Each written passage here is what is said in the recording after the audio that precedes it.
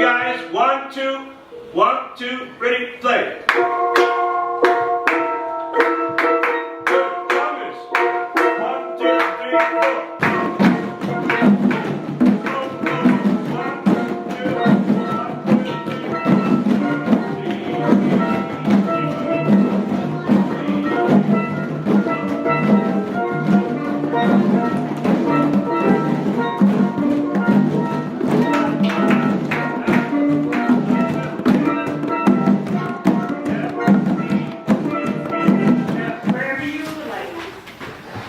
Good morning, everyone.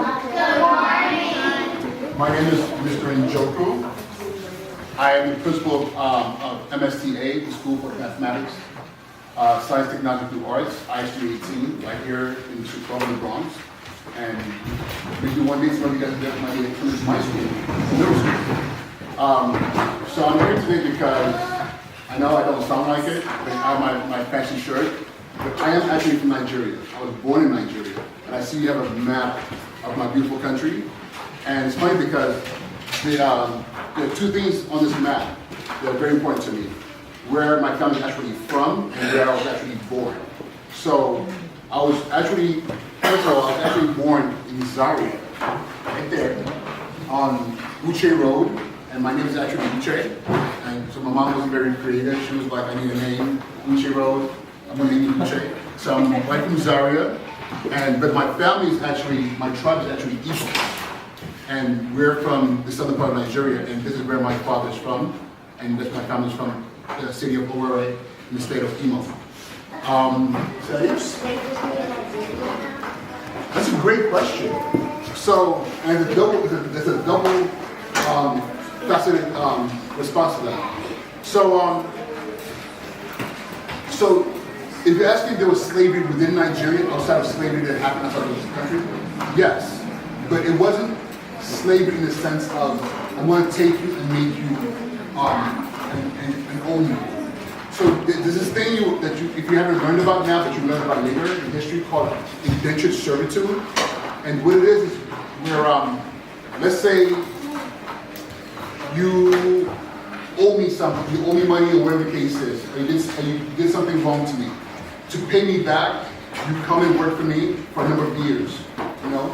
And for that time frame, you owe me your time from the time when you wake up to the moment you go to sleep, and for after that period of time, it's over and done with, okay? So that's what they had. Slavery, as you know today, was, it was a sad thing, because what happened was, outsiders came into Nigeria, and some people stole people, some people bought people, and took them to other places, like the Caribbean, like Latin America, or even to America. And that's how you have slavery. Like New York. Exactly. Wall Street in Manhattan was called Wall Street because there used to be a wall there, and they would have a slave stand to be sold, you know. And now we sell stocks in Wall Street. But I want to tell you a quick story. Okay, put your hands down. This is a really cool story. So my grandfather, who was my mom's dad. First of all, a really cool fact about my grandfather, he died when he was 116 years old. Wow. Yes. So he was born in the 1800s, lived all the way through the 19th, and died in the 2000s. Okay? He was 116 years old. And I didn't believe it, because I was just like, come on now. You know, because my grandfather, the only thing that was wrong with him is like, when I left myself, he was blind. But he looked pretty good. I'm like, 116, how's that possible? And the thing is, back then, they didn't have birth certificates. But Nigeria used to be a British colony, okay? And because it was a British colony, the British kept records of everything. And the earliest record of my grandfather's name in it puts him at least 116. So for all we know, he might have been older than that. So last time I saw him was in 2007. And I hadn't seen him since I was a little boy. So when I saw him, I was like, you know what? I don't know I wasn't sure when the next time I would see him again, because I live here in New York. He was in Nigeria. So I decided to interview him. So and one of the questions I asked him was, what is the earliest memory of your grandfather? Because here I am sitting with my grandfather. I wanted to know, like, what was your memory of your grandfather? And he said, and this is what he said to me. And first of all, we're in this house, in the compound. My family's lived in that place for a very long time. Well over 100 years, we've been in the same space. Imagine if your family in the same building for over 100 years, okay? So I asked him, so what's your earliest memory? And he said to me, his grandfather would lead the warriors to battle. And you know, when you have war, people sometimes die, you know, bad things happen, you know, but the old culture, the old ways was this. If my tribe and your tribe went to war, after the war's over, we determine who won. If anyone died on my side, or anyone died on your side, but if I won, the rule was this: you have to replace the men who died on my side with some of your men. Because guess what now? My tribe my village is smaller now. You know, there's people who've lost sons. There's wives who've lost husbands. So we need people to come with us to help fix that problem. So my grandfather told me there was a war. His grandfather came back, and they came back, and we won the war. And they came back with about 20 men. And they came back with the 20 men. Do you think these 20 men wanted to come with them? What do you think? Would you want to go? No. I'm like, I want to go home to my family. But the rule was, you got to come with us. Because you killed 20 of our men, you need 20 of them. So they went with them. But now, if you were my grandfather, would you trust those men that were coming with you? No, because you're like, yo, they don't want to be here, we just went to war. So this is kind of messed up, but they brought the men back, and what they did was they tied them around that tree. So they couldn't, you know, just, listen, you gotta go to sleep. You don't want them, you know, having any bright ideas in the middle of the night. So they tied them around that tree. So I'm thinking to myself, wow, that's really messed up. But, you know, like, sleep, let them go home. So I asked my grandfather, so what happens next? He said, you know, we were kind of like suspicious of outsiders, and we didn't want anything to happen to us. So what we would do is, during a market day, which in Nigeria, we don't have like Monday, Tuesday, Thursday, Friday. It's all done by market days. So he said whatever the appropriate market day was, they would take those men to the market and say, does anybody know? You know, you can buy them. This is the time frame that you could buy them for. So after that time frame, they can go back to their family. We didn't want them. So and I said that, I thought to myself, wait a minute, what's going on here? So I asked my brother, so what happened in the market? You know what I said? There were people who were not Nigerian, who were not Igbos, who would be there to buy those men. And I asked my grandfather, so what happened to those men? He said, I don't know. And my grandfather was born in the 1800s.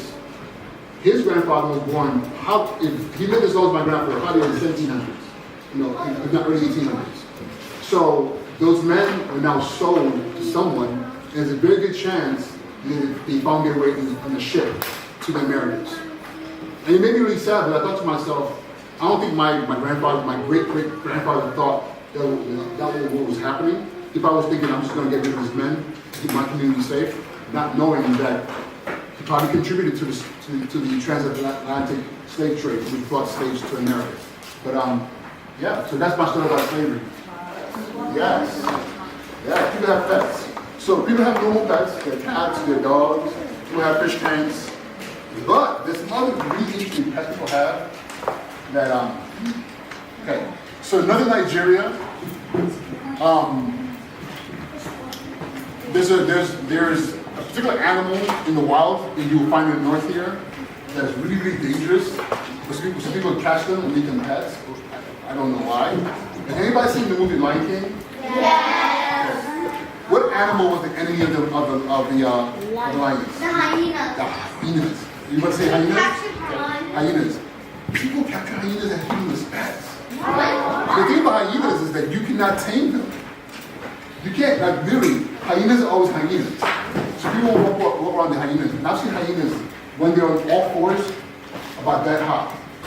And they have massive heads and massive teeth. So people put muzzles on them. But I don't get it because you have to feed them at some point in time, and you cannot tame them. But you see people walking around. And if you ever Google hyenas in Nigeria, you see people with giant hyenas walking around like they're a pet. So I think Miss Mariana has the last question. I'm scared. Oh my goodness, I have so many questions. I wish I got to be part of the whole conversation, but welcome, first of all. And we're trying to really make connections with particularly the traditions and foodways and cultural practices that are retained and that stay alive here in the diaspora communities, right? So in New York, as well as all of the practices in the Caribbean that are a reflection of Nigerian culture. It's a big study, it's a whole lifetime of study. But in our capacity to do that, we're trying to make connections with the community in the Bronx. And one way we know to do that is through the rich textile tradition. So we're gonna go to visit a textile store in the Bronx. And we're also trying to look for food. So we were wondering if you have any recommendations for how we can try some pounded yam or, and also it has a lot of different names it seems like. Sometimes it's called ikebusi, asado. Okay, so It's traditional food. You said the food is one of the best things. Yeah, and What you miss most. wow, that's a multifaceted question. We're gonna visit So- textile shop Yeah, in yeah, the Bronx. yeah. We found one in the Bronx, and we're also going to have some Nigerian food. But it seems like there's a lot of, especially in the Bronx. I know that there are other places in the city that are just Nigerian, but there's a lot of mixing of just called West African. Yeah, but the thing, when you say Nigeria, it's a misnomer because it's the European designation for a plot of land. Right. You know, when they divvied up Africa. A region. So Nigeria, yeah, we live in a world now is all about nations. If you take Nigeria off the mix. You talk about Africa. You talk about West Africa. So, for example, I remember when I went to college. Okay, and I grew up in Los Angeles, and I was like the only Nigerian kid in my school, apart from my sister and my cousin. You know, and then all my other friends were Nigerians. You know, because my friends were friends. Were all like in these little bubbles. So I had to assimilate more into LA culture, you know, but in my household was traditional Nigerian. We did that until I got to college because then I started to realize, wait a minute, there's some things here about my culture that exist in the Caribbean, but there weren't too many Caribbean kids around me growing up. You know? Miss Juliette wants to make egusi with you guys and pounded yam. So. Do you guys have space to make it? Yeah. Invite me, I'll come and help. All right. Okay. All right. So, what do you guys want to say to him? He gave you a lot of information. Actually, I'll teach Oh, you. yeah. Thank you. I'll teach you. Thank you in Igbo. That's actually cool. It's Dalu. Thank you. I didn't hear everybody. Try that again. D-A-L-U. Dalu. And he is also. Did you hear that? His mother owns a huge African food book that sells African food. However, This is from her store. She stores clothing too. and he's willing to come back to work with Miss Juliette and you to make the soup. Very nice. That actually.